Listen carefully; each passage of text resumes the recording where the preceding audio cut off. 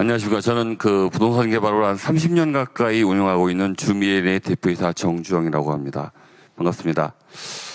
제가 이 자리에 온 거는 그 단순히 조그만 제도 개선의 문제가 아니라 그 정말 그 아까도 다른 그 교수님도 발표하셨듯이 비아파트 문제에서 아주 굉장히 중요한 아주 중대한 하자 문제가 있어서 이 부분 자체를 정부에서 좀 건의해서 진단해 주시기를 요청하는 자리에서 의미에서 이 자리에 섰는데요.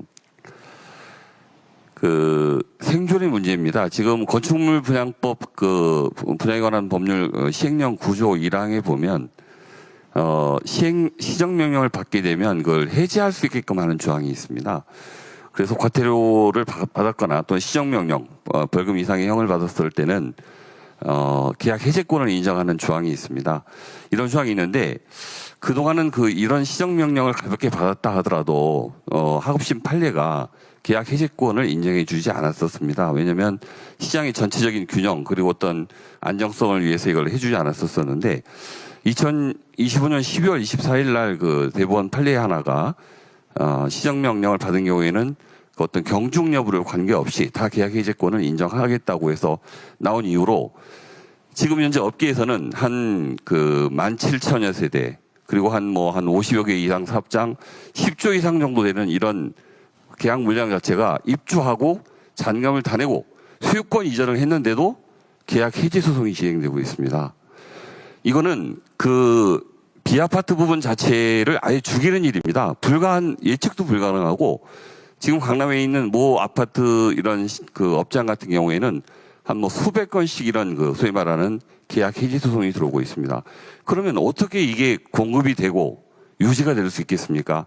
그래서 이게 지금 사이트를 보면 기획소송이 굉장히 남발되고 있고 법률 체계에 있어서도 민법하고의 어떤 그런 형평성 문제도 굉장히 문제가 되고 있습니다. 그래서 다행스럽게도 정부에서 입법 예고를 해주셨습니다. 그래서 지금 시정명령 관련된 제도를 좀 바꾸려고 하는 그런 법을 진행하고 있는데 중요한 거는 이게 소급표가 인정이 되고 있지 않습니다. 소급표가 인정이 되고 있지 않아서 기존 그 법률에 의해서 이런 소송을 제기하고 있는 수많은 그 프로젝트들이 다 소유권 이전 이후에 계약 해제를 당해야 되는 이런 그런 문제가 발생을 하고 있습니다.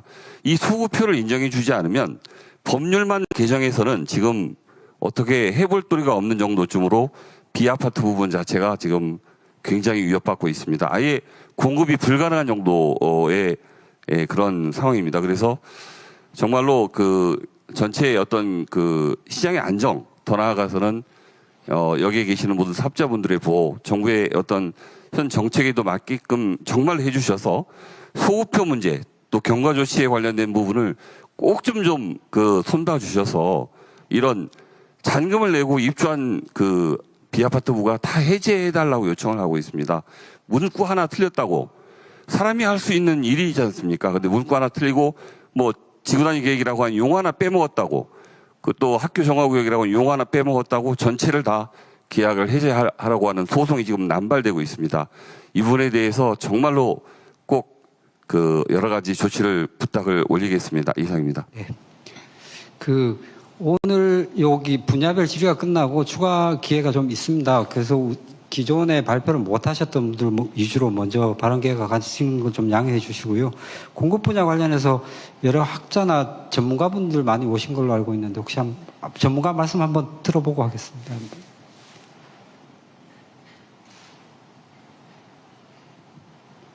네, 청룡과 신혼부부 공공임대주택 공급에 대해서 한번 말씀드리겠습니다.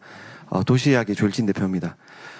먼저 지산 지식산업센터를 주거용 오피스텔로 전환하여 청룡과 신혼부부를 위한 LH 공공임대주택으로 공급할 수 있도록 제도 개선을 추진해 주신 것 정부와 국토부에 감사드립니다. 이 정책이 실제 주택 공급으로 이어지기 위해서는 인허가와 금융이 동시에 신속하게 움직여야 합니다. 아까 발제해 주신 진미윤 교수님 내용 추가인데요. 첫째, 용도 전환 사업에 있어서 통합심의 패스트트랙을 도입 건의 부탁드립니다. 현재 도시계획심의, 건축심의, 경관, 교통, 소방 관련 절차가 각각 순차적으로 진행되면 이미 준공된 건물이라도 실제 주택 공급까지 오랜 시간이 소요됩니다. 저희가 안전 기준을 낮춰달라는 것이 아닙니다. 구조, 소방, 주거 안전은 철저히 검증하되 중복되는 심의와 행정 절차는 국토교통부가 중심이 되어 한 번에 처리해 주시기를 요청드립니다. LH 매입 약정과 같이 공공성이 확보된 사업은 통합심의 대상으로 지정하고 사업별 전담 창구와 명확한 처리 기간을 정해 주십시오. 둘째로 이렇게 공공 LH 매입 임대 약정과 허그 보증 또 금융 심사를 인허가와 함께 병행해 주십시오. 용도 전환이 가능하다라는 결정이 나더라도 LH 매입 약정과 허그 보증, 금융이 순차적으로 진행되면 사업자는 그 기간 동안 막대한 이자와 금융 비용을 감당해야 됩니다. 금융 비용이 계속 증가하면 사업이 또 진행이 어렵기 때문에 따라서 인허가가 진행되는 단계부터 LH 매입 적정성과 설계를 사전 검토하고 또 허그 특례 보증을 심사하고 금융기관은 이를 근거로 PF 대안과 추가 공사비 금융을 함께 검토할 수 있도록 건의 요청드립니다. 최종 인허가를 조건으로 LH 조건부 매입 승인과 허그 조건부 보증 승인이 선제적으로 이루어진다면 사업자는 인허가 완료 즉시 자금을 실행하고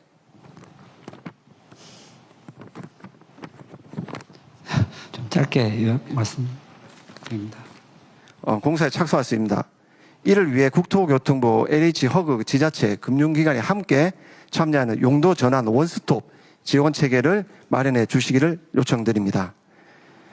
현행 절차대로라면 인허가에만 1년 이상 걸리지만 통합심의 패스트트랙과 LH 매입 심사가 병행된다면 3, 4개월 만에 인허가를 완료하고 즉시 공사에 착수하여 6개월 내에 청년과 신혼부부를 위한 공공주택이 마련될 수 있을 것입니다. 감사합니다. 네. 예, 한 분 정도 질의 더 듣고 일괄 답변하는 거. 누구를 이것도 고난이라고 고민이 저쪽 예, 그분.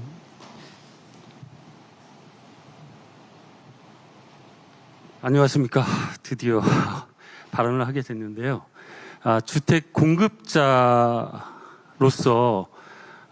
우리 대통령 국민대 토론회 때는 공급자 발언이 전혀 없었던 것 같습니다. 저는 대한주택건설협회에도 소속돼 있고 한국디벨로퍼협회에서는 부회장을 맡고 있습니다.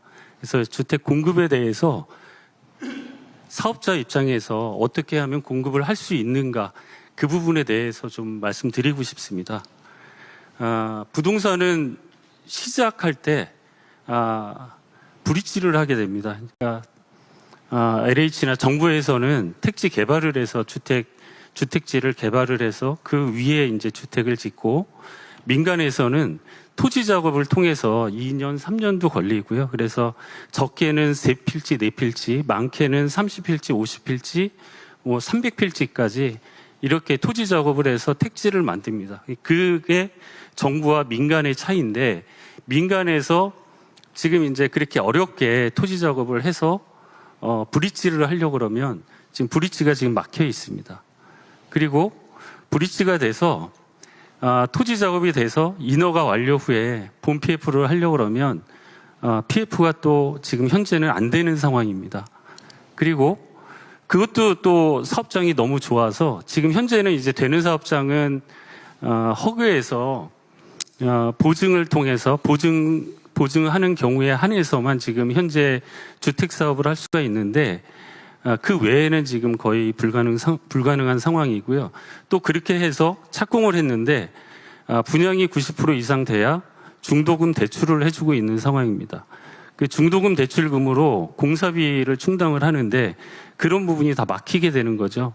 그리고 마지막에 준공 후에 잔금을 내는데 이번에 그 대통령 토론회에서도 실입주자분들의 많은 어려움들을 토로했고 그 부분들을 말씀을 하셨지만 수분양자 입장에서는 그걸 못 내게 되면 신용불량자도 되고 막대한 손실을 입게 됩니다. 근데 사업자 입장에서 보면 보통 수익을 10% 정도 보는데 요즘에 이제 잔금을 안 내는 비율이 전국적으로 보면 한 67% 정도 입주율이니까 30몇 프로가 입주를 못하고 있는 상황입니다. 그렇게 되면 사업자는 망하게 되는 거고요. 그 다음에 건설회사는 약 한 10% 정도, 10에서 15% 정도를 준공 후에 미지급금이라 그래서 유보금으로 남겨놓습니다. 근데 그 부분을 못 받게 됩니다. 그래서, 그리고 또 연대보증을 하기 때문에 시행사가 망하고 건설회사도 같이 망하게 되는 구조입니다. 그리고 건설회사에서 채무 인수 못하는 상황이 돼서 망하게 될 경우에는 이제 그 후순위 금융기관까지 지금 힘들게 되는 거고 이런 악순환이 계속되거든요. 그래서 이게 지금 해결돼야 되는데 지금 현재 25년 12월에 금감원에서 정리를 좀 빨리 좀 예. 드립니다. 그 금감원에서 대책을 좀 내놨습니다. 그게 뭐냐면 RWA하고 부동산 브릿지나 PF에 대해서 위험 가중자산으로 분류해서 위험 가중치를 150으로 지정을 해놨거든요. 그래서 모든 금융기관이 지금 현재는 PF를 못하는 구조입니다. 그러니까 민간에서 공급 진미훈 교수님께서 그 국토부 그 발표할 때 민간이 한 85%가량 되고 공공이 한 15% 정도 공급을 하는데 지금 대책의 대부분이 지금 공공에 대한 공급에 대한 것만 나왔고 민간이 85%가량을 공급을 하는데 그 부분의 대책은 논의가 안 됐거든요. 그래서 이 부분이 해결되지 않고는 우리 민간에서 공급할 수 있는 방법이 없습니다. 그래서 이 부분을 금융 규제에 관련된 브릿지나 PF에 대한 처음 시작을 할 수 있도록은 해줘야 토지 작업도 할 수 있고 사업을 진행할 수가 있습니다. 그래서 진행할 수 있는 금융 구조를 만들어 주셨으면 좋겠습니다. 그리고 또 한 가지는 공급 측면에서 그만 좀 줄여. 지금 5분 쓰셨는데요. 그러면 다른 분들이 발언 기회를 못 받습니다. 딱 30초만 예, 얘기하겠습니다. 딱 30초 세겠습니다. 꼭 필요한 공급 대책에 대해서 그 부분만 말씀드리겠습니다. 지금 신도시에 그 공동주택 용지를 분양받은 사업자들이 있습니다. 저는 아니니까.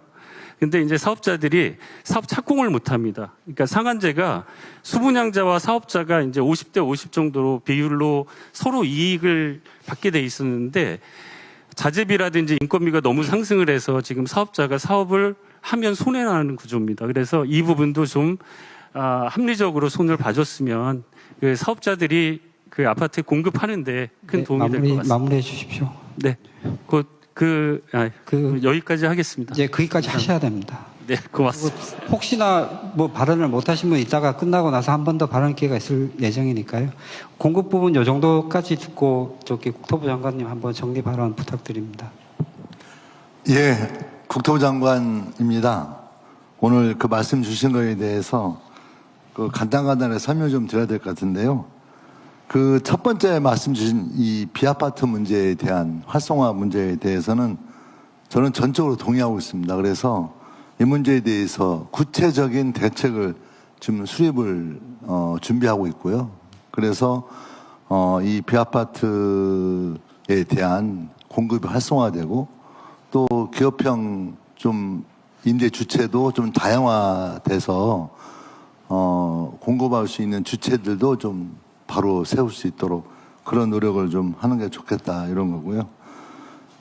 또 그렇게 하기 위해서는 금융 쪽에서 지금 현재 우리 금융위하고 그 문제에 대해서 지금 계속 협의를 하고 있거든요. 그래서 조만간 좀 그런 문제에 대한 결론이 나올 수 있지 않을까. 아까 그린벨트 택지화 반대한다고 그러셨는데요.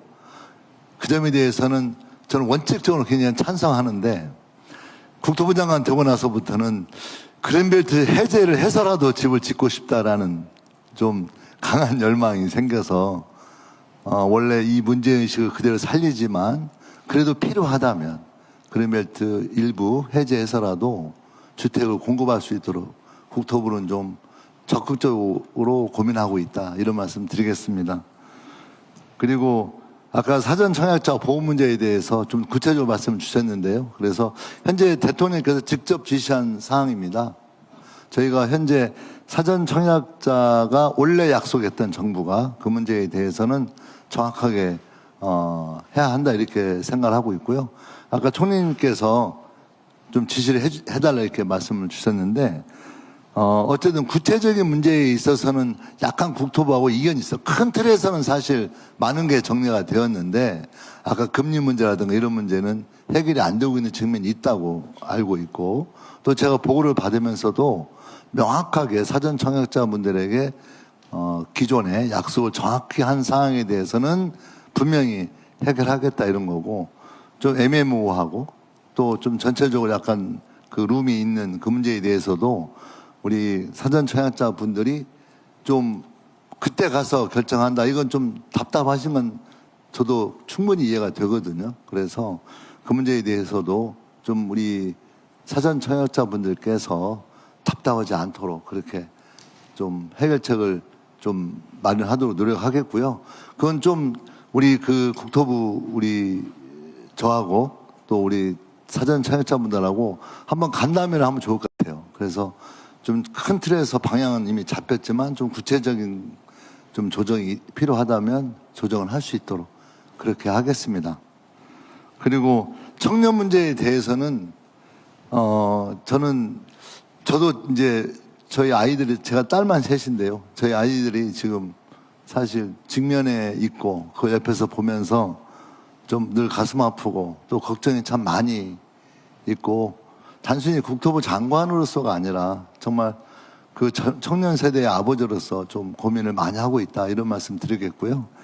아까 청년 정책의 핵심이 뭐냐 이런 건데, 결국 우리 청년 둘 다죠. 청년들이 좀 주거 안정될 수 있도록 하고, 또 그걸 기본으로 해서 뭔가 주거 사다리가 될 수 있도록 주거 체계를 잘 만들어내는 게 결국은 궁극적인 목표라고 저는 생각을 하고 있습니다. 그래서 현재 이 문제에 대해서는 청년 정책에 대해서 이재명 대통령께서 지금 굉장히 강력히 지시해서 단순히 이 주거 문제뿐만이 아니고 다양한 형태의 청년 문제에 대한 고민을 정부 차원에서 진행을 하고 있습니다. 그래서 거기에 대해서도 좀 준비가 되는 대로 진행이 될 것 같은데요.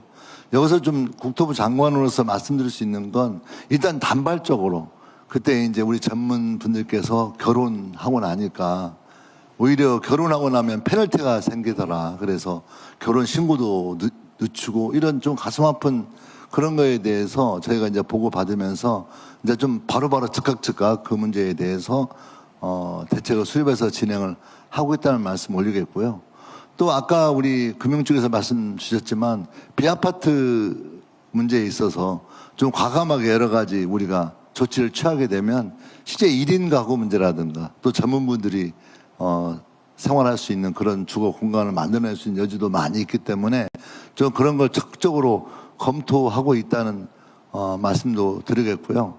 하여튼 이재명 정부 차원에서 부동산 정책의 출발은 1번은 청년과 신혼부부 이렇게 놓고 있습니다.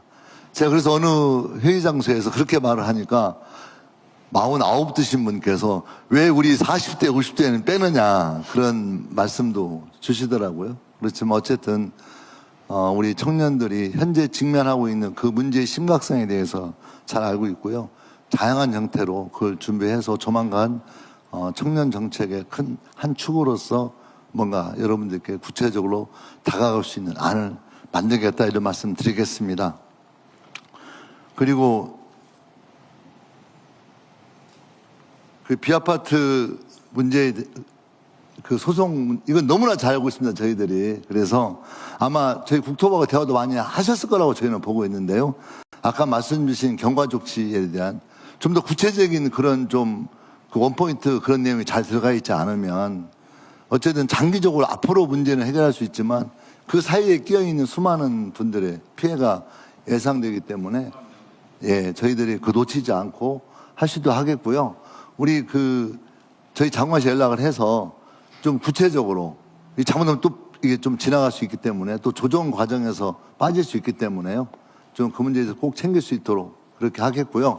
그 뒤에 앉으신 두 분이 그 담당 우리 국토부의 실장님이십니다. 그래서 우리 끝날 때 바로 대화를 한번 해주셔가지고 저희들이 놓치지 않고 그렇게 하겠다는 말씀 올리겠고, 일단 법원에서 결정한 사항이기 때문에 저희들도 좀 차분하게 준비할 수밖에 없습니다. 그런 점에 대해서는 양해 부탁드리겠습니다. 그리고 그 통합심의위원회 일을 해서 좀 빨리 해달라. 인허가 문제, 또 보증 문제, 금융 문제 그 말씀 주셨잖아요. 제가 요즘에 우리 이재명 대통령께 아주 수시로 시달리고 있습니다. 그래서 대통령님께서 택지 개발하는 것도 병행 추진. 지금 산업단 이번 3대 메가 프로젝트 진행하지 않습니까? 그것도 택지 개발, 아니, 산업단지 개발을 해야 되지 않겠습니까? 그것도 병행 추진. 그리고 모든 거에 대해서 단계별로 추진되는 그 시스템을 완벽히 바꿔서 병행 추진 시스템으로 바꿔라. 거기에 대해서 국토부가 할 수 있는 모든 실무적인 조치를 취하라는 지금 대통령 지시가 있었기 때문에 이 문제에 대해서는 뭐 그 문제뿐만이 아니고 산업단지 문제도 그렇고 택지 개발도 문제도 그렇고 해서 뭔가 뭐 지구 단위 만들고 지구계획 수립하고 또 뭐 2단계 가면 또 2단계 하고 2단계 하면 2단계 하고 이런 거 있죠. 이런 거에 대해서 전체적으로 안을 잡을 생각입니다. 그래서 이건 좀 기대해도 좋을 것 같고요. 저는 상당 부분 근데 이게 막상 굉장히 오랫동안 저희들이 익숙해져 있고 또 행정력이라는 게 무한정 한꺼번에 늘릴 수는 없지 않겠습니까? 그런 좀 어려움이 있으면서 빠른 이게 많이 나오고 있지는 않고요. 하지만 상당히 오랫동안 지금 이것을 진행하기 위한 준비가 되어 있기 때문에 걱정 안 해도 될 것 같고요. 아까 말했던 용도전환 원스톱 서비스, 그 다음에 인허가와 또 뭐 금융이라든가 또 뭐 이런 여러 가지 그 단계별로 진행되는 그 모든 절차에 대해서 이재명 정부는 병행 추진 원칙에 따라서 진행하게 된다라고 하는 것이고 거기에 대해서 여러분들이 하시고 있는 일에 대해서 그런 아이디어가 있다면 언제든지 저희 국토부에 주신다면 저희 국토부가 그걸 확실히 반영해서 속도전에는 절대로 문제가 되지 않도록 그렇게 하겠다는 말씀 올리고 다만 이제 이게 법적으로 또 처리해야 될 그 문제가 있습니다. 그래서 이 법적인 처리 문제에서는 법안 통과가 있기 때문에 국회 차원에서 또 가능한 빨리 처리될 수 있도록 함께 노력하자 이런 말씀도 드리겠습니다. 그리고 아까 우리 주택 그 공급자 측면에서 금융 문제에 대해서는 우리 이제 금융위에서 어쩌면 우리 금융위원장님이 주키를 가지고 계시지만 저희 이제 국토부 차원에서 좀 말씀드리자면 저는 전적으로 동의합니다. 그래서 제가 우리 그 건설협회, 뭐 전문건설협회, 또 주택협회, 디벨롭협회 제가 간담회를 다 해봤고 의견 수렴을 다 했는데요. 이 주택 그 건설 금융에 대한 공급자 측면에서의 그 어떤 지원의 필요성에 대해서는 정말 너무나 공감하고 있다는 말씀 올리겠고요. 다만 이제 그런 문제에 대해서 정부 측에서는 또 다른 어떤 여기를 막으면 여기가 안 맞고 여기를 막으면 또 여기가 안 맞고 그런 문제가 있지 않겠습니까? 그래서 그 문제에 대해서는 좀 또 다른 어떤 부작용이 있지 않을까라고 하는 고민도 하고 있다는 말씀 올리겠고요. 금융위원장님께서 나중에 답변할 수도 있고 현재 우리 금융위하고 국토부가 계속 협의를 하고 있다는 말씀도 드리겠습니다. 그래서 일단 우리 이 토론에 오셔가지고 아까 회장님께서 말씀하신 그 내용에 대해서 국토부가 전혀 모르고 있거나 또 인지하지 못하고 있는 문제가 아니고 늘 생각하고 있고 어떤 형태로든지 그 금융 문제를 풀어내야만 건설 금융을 풀어내야만 실제 신축 그 주택이 공급될 수 있다라고 하는 것에 대해서는 적극 공감하고 있다는 말씀 올리겠습니다. 좀 시간이 길어졌는데요. 제가 추가적으로 잠깐만 말씀드리고 꼭 드리고 싶은 내용이 있는데요. 여러 가지 그 질문 요지 중에 또 제가 많이 만나본 중에 이재명 정부는 왜 민간에서 집을 짓는 민간 주택 공급에 대해서 너무 소극적이고 관심이 없는 게 아니냐. 공공에만 너무 집중화되어 있는 게 아니냐라고 하는 말씀을 많이 주십니다. 근데 전혀 그렇지 않다는 말씀 올리겠습니다.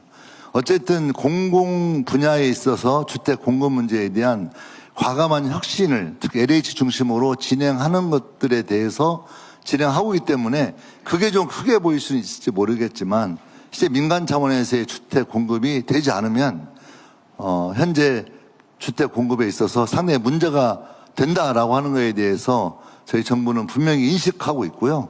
거기에 따른 인허가 지원센터라든가 또 인허가 아까 속도전 이런 거에 대해서 좀 더 과감하게 하는 것, 또 여러 가지 아까 뭐 그 지식센터니 뭐 원래 상가로 쓰던 곳인데 뭐 여러 가지 있지 않습니까? 도시형 생활주택 이런 다양한 주택 형태를 과감하게 혁신시키고 공급하겠다고 하는 거에 대해서 국토부는 다만 분명한 입장을 가지고 있다고 말씀드리겠고요.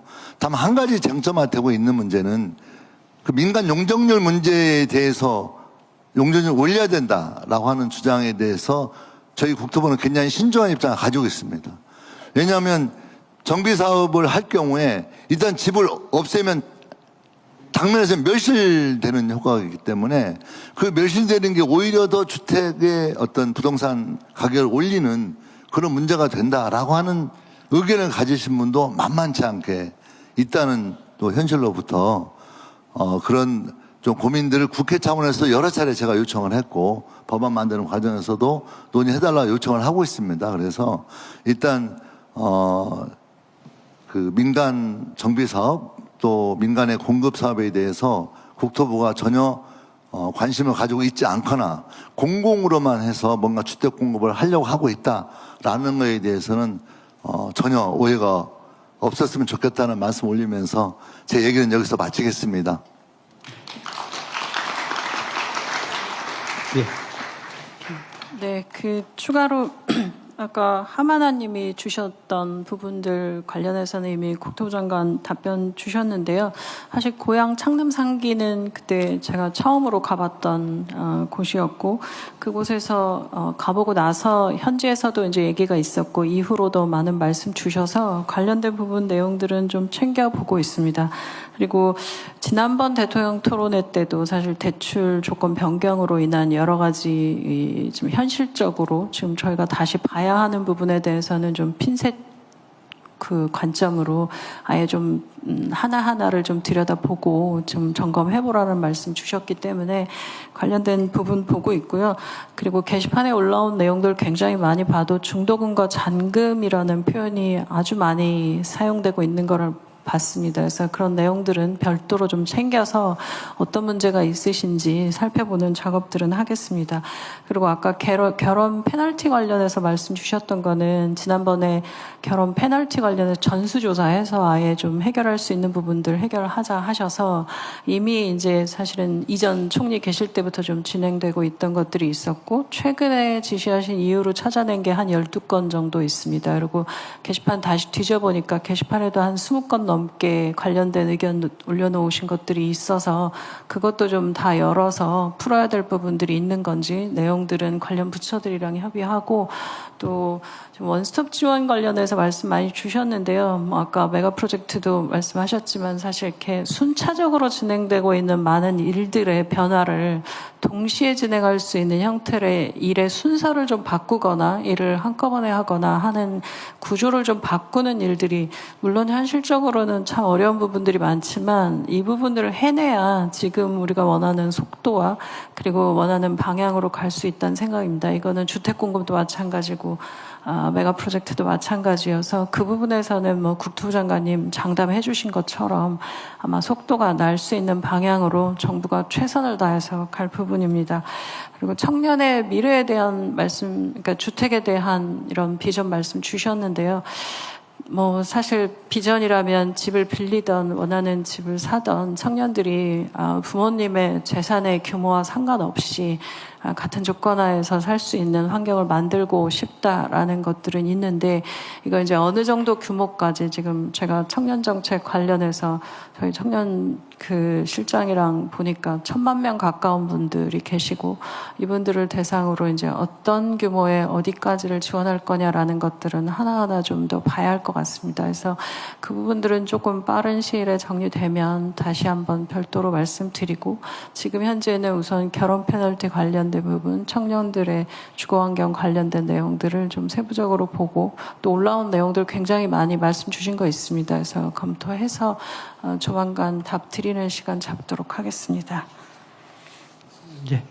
다른 장관님 코멘트 할 거 없으시면 다음 분야로 넘어갈까요? 금융위원장님 넘어가도 되겠습니까? 예. 네, 다음은 주택금융과 관련된 자유토론을 진행하겠습니다. 이 분야가 보통 경험상 제일 질문이 많은 부분인데요. 또 질문 있으신 분들 거소해 주십시오. 예, 저 이쪽 가운데 저기 세 번째, 뒤에서 세 번째 분.